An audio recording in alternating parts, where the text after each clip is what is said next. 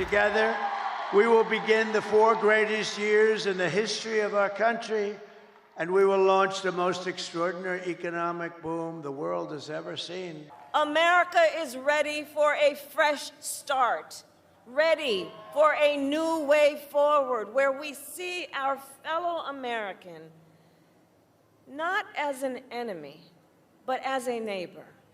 Last night, the presidential candidates made one final pitch to get voters to the polls, but now in the closing hours, their fate rests in the hands of the American people. 78 million Americans voted early, either in person or by mail. Here in Washington, just over 2.8 million ballots have been returned.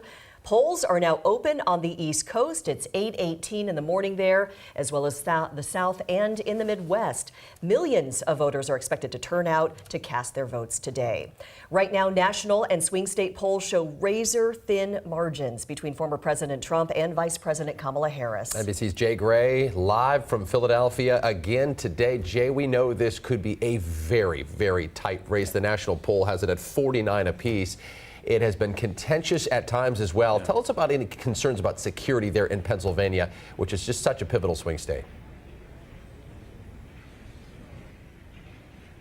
Yeah, Jake, Mimi, good morning to you. And Jake, yeah, there is concern.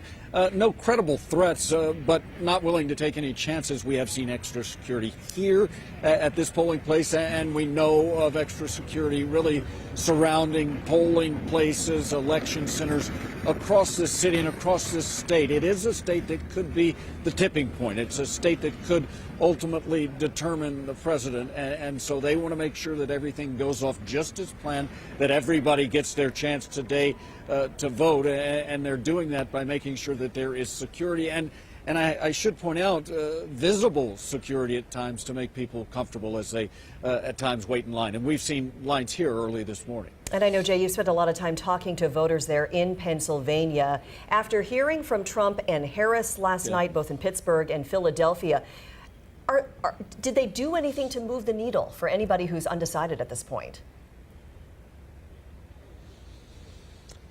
Yeah, and look, I don't think that it really did move the needle, to be really frank, Mimi. But I think what the purpose was for many is to move the feet.